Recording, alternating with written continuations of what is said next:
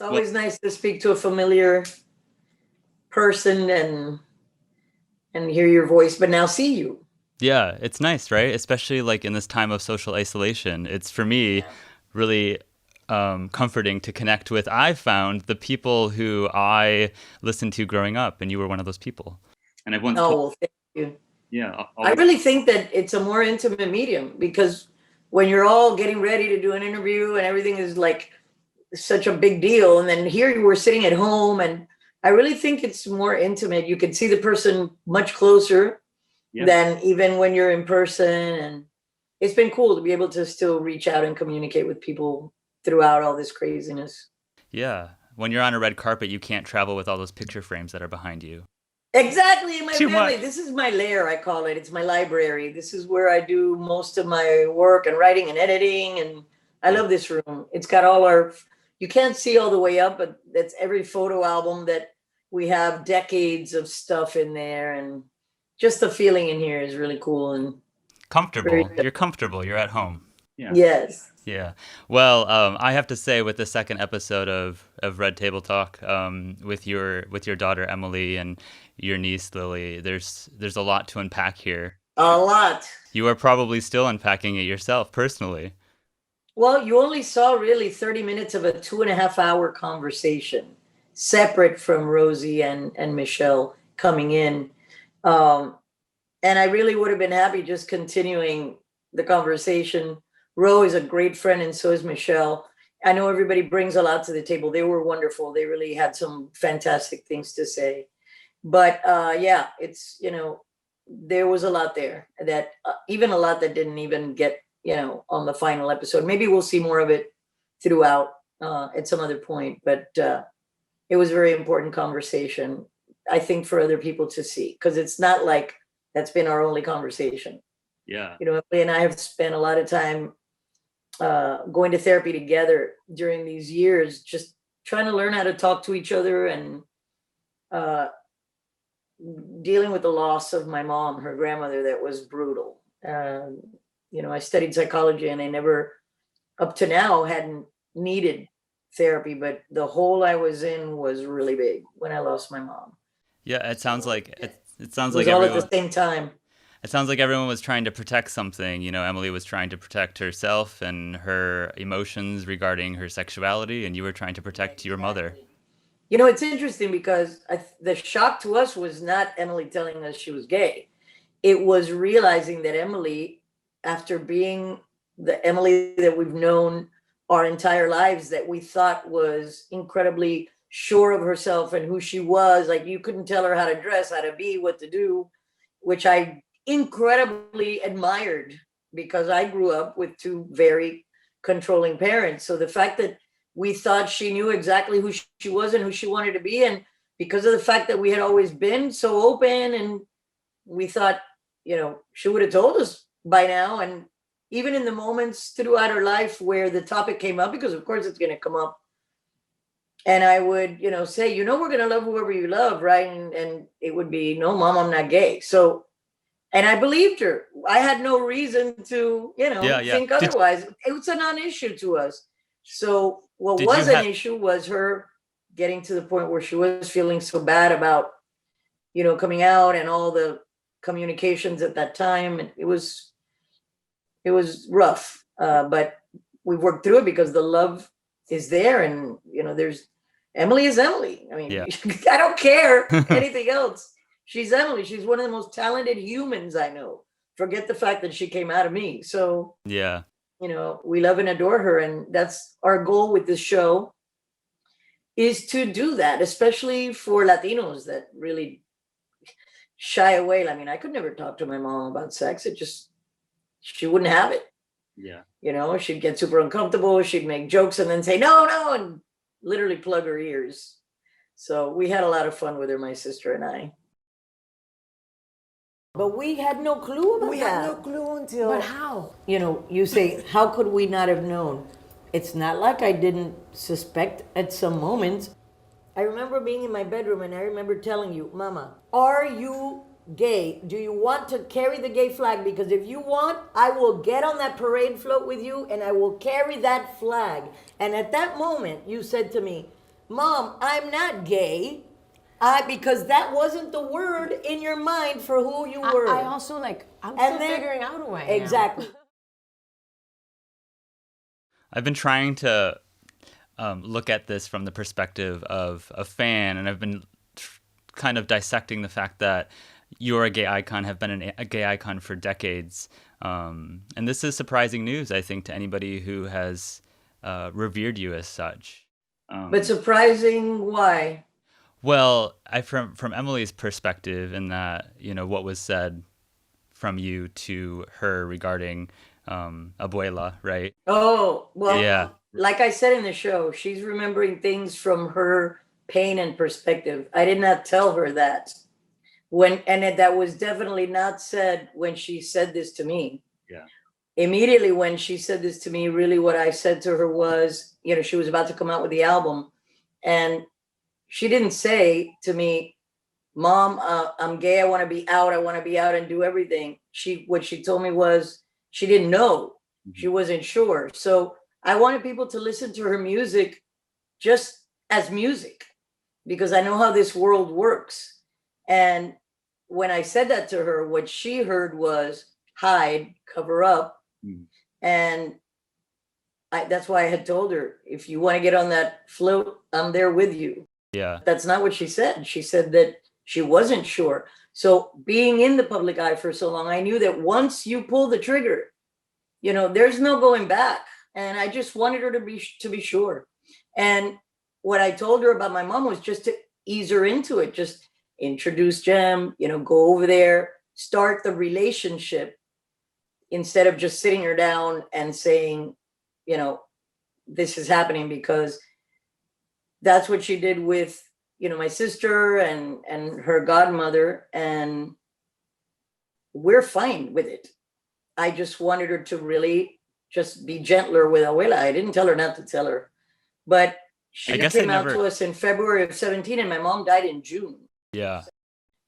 I was afraid also that, God forbid, my mom would get sick, that Emily would then never know if that's what caused it. And I didn't want her to go through that pain either. So it's a lot of misunderstanding on both sides always. Were you concerned, knowing that Emily thought you had said this, that had you made this public, the LGBTQ community might perceive you differently? Or was that never a concern of yours?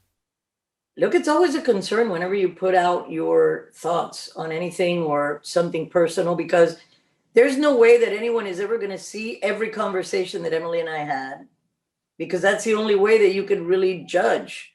You're hearing from our two perspectives, and they're both, they're valid perspectives, but you're never going to really have been in the multiple conversations that we had, and everything that we talked to each other about during therapy. And,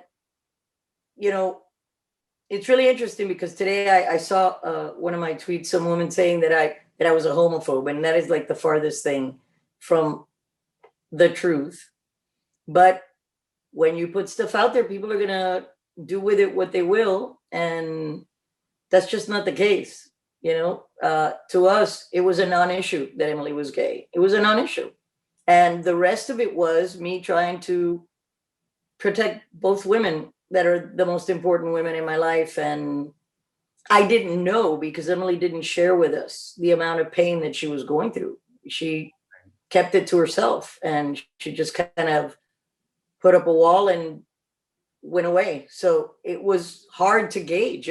That's all I can tell you. I mean, it's like, Yeah. But that's the reason we're having these conversations, because we know that people in their own homes and families are gonna, put it in their own world and do with it what they will. But we decided that we were going to be honest, and that's the only real. You can't fake real. Well, I will say I watched it and I was pretty blown away. I just thought this is raw. This is really raw. And It was. Yeah, and if anybody takes anything from it, I mean, I have in my mind what I hope parents of LGBTQ kids listen and hear and apply to their own relationships with their kids. But what do you hope that is? Well, I'm hoping that, conversations get started. I'm hoping that, we know the importance of being supportive. I was incredibly supportive of Emily, and Emily being gay was a non-issue. It really was to me. It wasn't ever to me like, oh my God. I grew up with Emily, and the many times that I told her and left the opening for her to feel like she could tell me, she was adamant about the fact that she would get insulted that I was saying to her, Mama, if you were gay, because whenever it would come up in a show or whatever, that we would love whoever you love as long as they're a good person. That's all we care about. And immediately it would be, but Mom, I'm not gay. I go, okay. Yeah. I just want you to know that, but it's a complex thing because our kids are going through so many things. They don't know sometimes who they are or, what they may be feeling, and maybe shove it down from everything she talked about being in such a public family. And in her mind, she was saying that she didn't want to let us down. Why would she think that it would be letting us down? Emilio and I would never have never been in a way with her that exactly what she said. I was the grand marshal of the gay pride parade. So yeah. I'm thinking like, absolutely she would tell me if right. She were. Why wouldn't she? Yeah. So yeah, but you can't control what people are going to think and say about it. I just hope they realize that there's only love here, only acceptance. But honestly, that word acceptance to me is rough because I don't have to accept that Emily's gay. To me, it honestly is a non-issue. And, some people are going to take, they missed a lot of the conversation because it gets edited down and synthesized down into an impactful, 30 minutes or whatever it was that they saw. When Emily first came out, or there was talk of her being queer, my first thought was, oh my God, to be the child of a gay icon. I just thought, oh my God, how easy. But after seeing this, it completely changed my perception of that, because I was fascinated by what it's like to be the queer daughter of a gay icon, and how even then it's still a struggle to come out. And that's not necessarily because of you or Emilio. What do you think that says about society that even you, Gloria Estefan, longtime gay icon, who had drag queens in a video, who did a video for the It Gets Better campaign, wasn't the safe place that her daughter needed her to be, or her daughter didn't perceive her to be that safe place? It killed me because I was a safe place for her. There was never, oh no, that wasn't the point.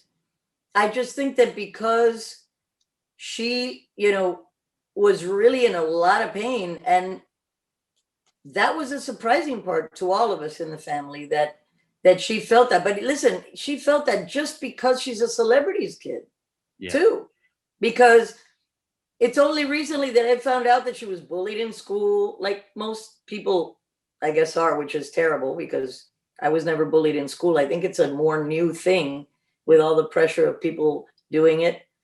And just because you're a celebrity's kid, sometimes they bully you just because of that, because they want to knock you down a few pegs, even though she wasn't the type of person that would ever act in a way to have people have to knock her down. She's an amazing human being. Yeah, so this really shatters in the way that Cher struggled with Chaz being transgender and being very open about that struggle, and your struggles with Emily. It really does sort of shatters the illusion of what it's like to be the child, excuse me, to be the child of a celebrity, especially. Well, they put that on themselves also. They feel like just as a musician, forget as a gay person. Yeah. As a musician, Emily didn't even sing till she was 18. Even though she is the most amazing singer that I have ever, like when she sang for me at 18, and I knew that she would be able to one day, but she didn't want to go there, because the minute at 2 years old, she was with me on tour and saw me doing what I did. She was an amazing drummer, guitarist, everything else, but she wouldn't touch it with a 10-foot pole because she thought, oh God, people are going to expect her to sound like me, to look like her, to look like me, to dress like me. And even that, when she came came out as a musician, there were a lot of expectations that she really had a rough time just being herself. And all I would tell her was, Mama, just be yourself. Stay true to your music, stay true to who you are. And people will either, like it or not, but you have to be honest about, your music and what music you want to make. And she was never the kind that could be convinced to do otherwise. She was always a very, very strong. And that's why that part was a surprise, that how she felt. That was a big surprise. And I think as parents, you hope to think your kids, but sometimes, like when I did the It Gets Better campaign, so many kids that committed suicide, the first reaction from everybody was that the last person we thought would do that was them, because of the way they presented to the world, where inside they had all these things going on. And that's why to us it's important to start these conversations, because we don't really know unless we talk about it, unless we ask, and unless we're willing to take the risk of putting who we are out there. And I hope that the LGBTQ community understands it for the way that it's intended. And there is absolutely no, for me, I didn't have to accept Emily, because she's my daughter. I love her. And there was nothing to accept. To us, she loves a woman. Okay. Yeah. That's all perfectly fine with us. So, it's a slippery slope. I'm interested in exploring this sort of dichotomy too with you, of what it was like to feel all this love from the LGBTQ community, but not from your daughter, when you were experiencing so much tension with her, and a lot of it obviously was regarding her sexuality. Right. Well, for me, it was just hard to understand. And that was the main reason that we went into therapy, because I kept saying, but I don't understand what the issue is. We opened our arms to Jem's family. There was never any one thing, but, every human being is a world unto themselves. And even through therapy, when I would try to communicate my feelings or whatnot, I think she had prepared herself for battle. And it was hard for me to really, for both of us, to express, adequately or correctly, or to find a way around the emotion. That was the hard thing. And on top of that, we're Cuban, so that's even harder, because Sure. Oh my God, for Cuban to get around emotion is very tough. But did it feel weird to be struggling with her about her sexuality when you had gay people coming up to you telling you, oh my God, Gloria Estefan, I love you, I'm just gushing over you, and then here you are? Well, it hurt. It hurt me that she couldn't see where I had been coming from with her grandma situation. Because the problem is this: my mom would have loved and accepted her. Absolutely no way that she would not have. All right. Emily and my mom were like this. All I wanted was for her to ease it into it because of the ulcerative colitis. And she had almost died in 2007 from a bout with that. And every time that my mom would get upset about the tiniest thing, we'd end up in the hospital. She'd be so I purposely kept her I had to deal with kid gloves with my mom, and my sister and I were really trying to be careful of that. But I never told her, don't tell abuela. I said, Mama, just ease her into it, but that's not what she was hearing. And that's important for us all to know, that sometimes we may be saying whatever we think is really, the right thing to say, and somehow it's not.